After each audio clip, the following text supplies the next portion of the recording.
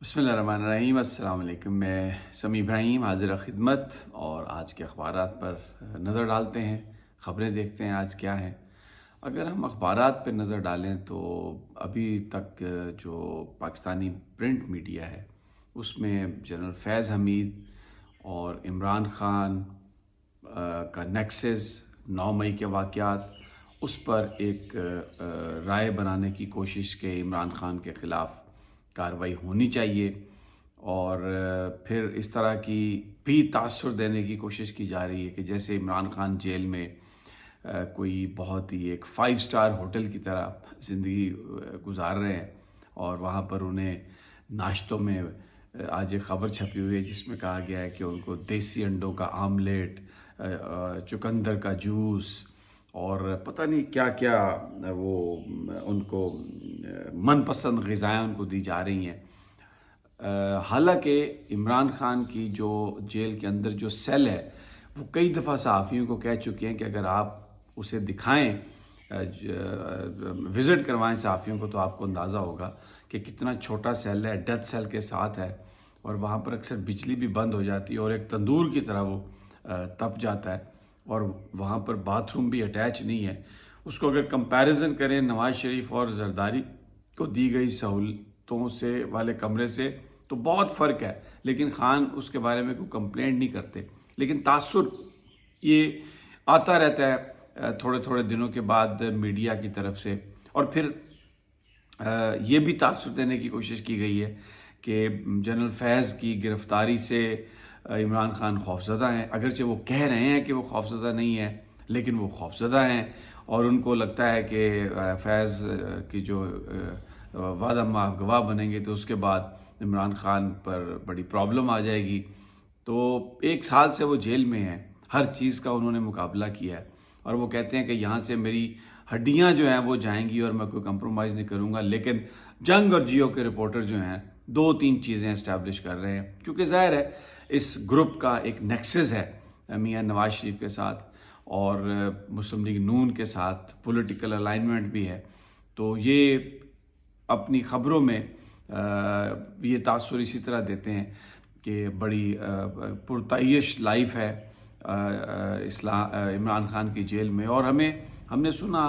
تارڑ بھی، رانا ثناء اللہ بھی، طلال چودھری بھی، یہ سب ہمیں یہ کہتے سنتے کہ وہ تو ایک شہزادوں کی سی زندگی گزار رہا ہے اور صدارتی محل میں وہ رہ رہا ہے اور عیش کی لائف گزار رہا ہے، اور ورکرز جو ہیں وہ بھگت رہے ہیں۔ ایک ہمیشہ سے ایک ڈسٹارشن جو کریٹ کرنے کی کوشش کی گئی۔ آج کے اخبارات میں اگر آپ دیکھیں تو ثاقب نثار صاحب کا جنرل فیض سے رابطوں کا اعتراف، حالانکہ انہوں نے ہمیشہ یہی کہا کہ سماجی رابطے تھے۔ میں ان کی بیٹی کی شادی میں بھی گیا تھا، وہ بھی 1-8 دفعہ میرے دفتر آئے، لیکن نہ کوئی 9 مئی کے حوالے سے، نہ کسی اور حوالے سے، نہ کوئی کسی سازش کے حوالے سے، اور یہ کہا ہے ثاقب نثار نے کہ میں سپٹمبر کے فرسٹ ویک میں جو میرا اپنا شیڈیولڈ ہے واپسی، اس کے مطابق ہی میں آؤں گا، اور مجھے بالکل کسی طرح سے کوئی ڈر خوف نہیں ہے۔ اب جناب عرفان صدیقی صاحب نے ایک پرانا کالم جو 6-7 مہینے پہلے لکھا تھا، اور اس میں 9 مئی، اب مسلم لیگ نون کے لیے جو ہے نا قرآن اور حدیث کے بعد 9 مئی جو ہے نا وہ ایک بڑا اہم دن بن گیا کہ فوج 9 مئی جو ہے اس پر کام کرے، اور اگر فوج کہتی ہے کہ 9 مئی ناقابل فراموش ہے تو پھر ثبوت لائے اور پھر ان کو سزا دے،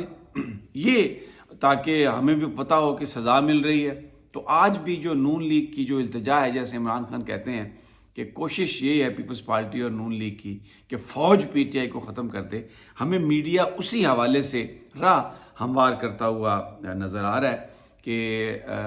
9 مئی جو ہے اس میں یہ جنگ اخبار تو خیر پیش ہے،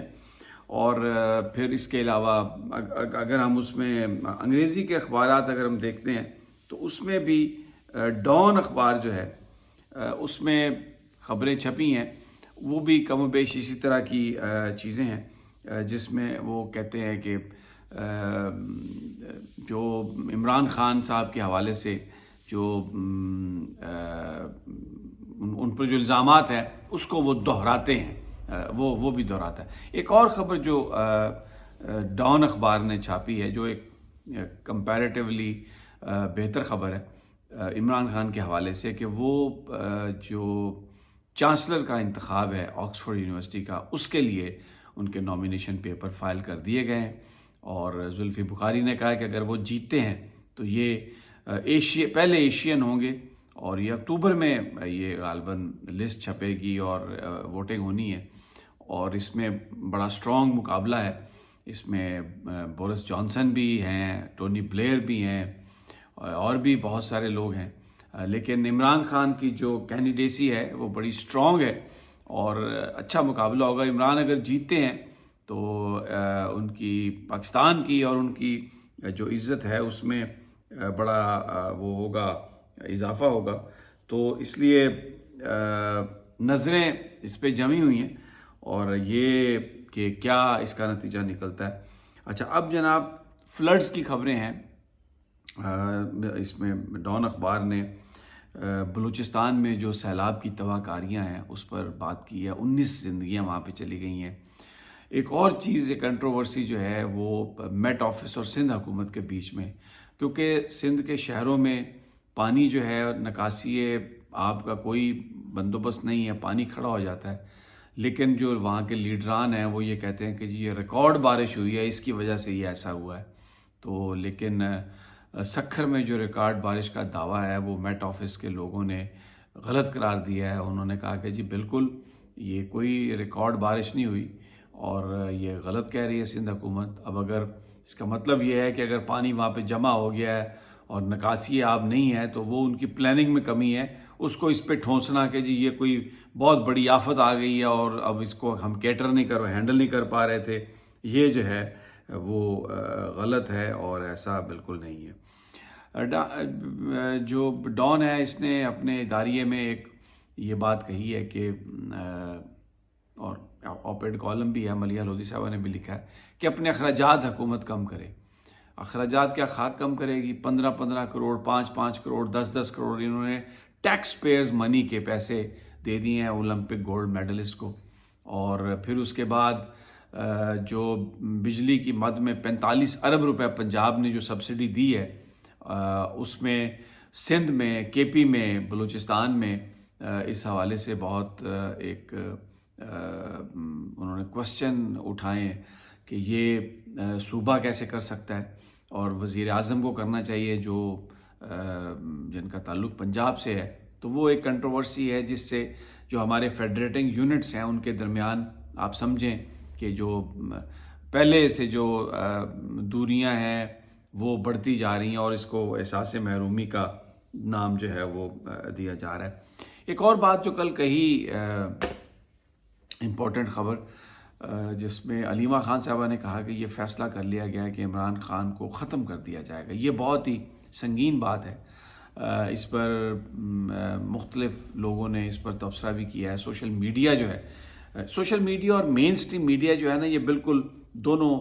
مختلف چل رہے ہیں۔ وہاں پر جو خبریں ہیں، وہاں پر جو چیزیں ہیں وہ مین سٹریم میں ہمیں نظر نہیں آتی۔ تو عمران خان کی جان کو جو خطرات لاحق ہیں اس کے حوالے سے بات ہو رہی ہے، اور اس پر بڑا کنسرن ہے۔ پھر کل جو مظاہرے ہوئے وہ ریڈ زون میں چلے گئے لوگ، پی ٹی آئی کو تو جلسے کی اجازت نہیں ملتی، تو یہ سب لوگ کیسے ریڈ زون چلے گئے اور پارلیمنٹ کے سامنے اکٹھے ہو گئے، سپریم کورٹ کے سامنے ہزاروں کی تعداد میں۔ سوشل میڈیا اس پر بڑے سوال اٹھا رہا ہے۔ پھر اون علی کھوسو جو ہیں کامیڈین، وہ واپس آ گئے ہیں، ان کی اپنے بھائی کے ساتھ تصویر چھپی ہے۔ مین سٹریم میڈیا میں ہمیں کوئی اس کی خبر نہیں نظر آتی، لیکن وہاں پر بہت سوالات ہیں کہ کس نے اٹھایا، کیوں اٹھایا۔ پھر جو اسلام آباد ہائی کورٹ اور لاہور ہائی کورٹ اور سپریم کورٹ کے بیچ میں جو ٹھن گئی ہے، بظاہر ایسا لگ رہا ہے کہ ججز جو ہیں وہ ایک دوسرے کے آمنے سامنے آ گئے ہیں، اور امین الدین اور جو نعیم اختر افغان نے جو وفاقی حکومت کی اپیل پر کل فون ٹیپ کرنے کے حوالے سے جو کیا ہے فیصلہ،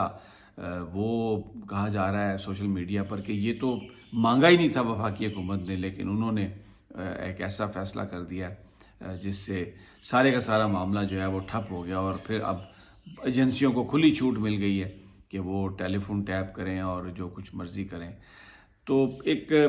سوشل میڈیا اور مین سٹریم میڈیا پہ ہمیں بڑا فرق جو ہے وہ نظر آ رہا ہے۔ مین سٹریم میڈیا جو ہے وہ انٹرسٹ کی خبریں، لابیز کی، مافیا کی، بڑے بڑے گروپس کے انٹرسٹ کو کیٹر کر رہا ہے، لیکن جبکہ جو سوشل میڈیا ہے وہ اس بات کو بھی اٹھا رہا ہے کہ انٹرنیٹ پر سلو ہو گیا ہے، انٹرنیٹ اس سے افیکٹ ہو رہا ہے، کاروبار افیکٹ ہو رہا ہے اور یہ حکومت کو نہیں کرنا چاہیے، لیکن مین سٹریم اس حوالے سے مکمل طور پہ خاموش ہے۔ سوشل میڈیا اس بات کو اٹھا رہا ہے اور جو عوامی مسائل ہیں ان کو اجاگر جو ہے وہ سوشل میڈیا کر رہا ہے، اور جو ساتھ ساتھ جو مشکلات ہیں اس کی بھی جو گفتگو ہے وہ سوشل میڈیا کی طرف سے آ رہی ہے۔ تو اجازت دیجیے اگلی ویڈیو تک، اللہ نگہبان۔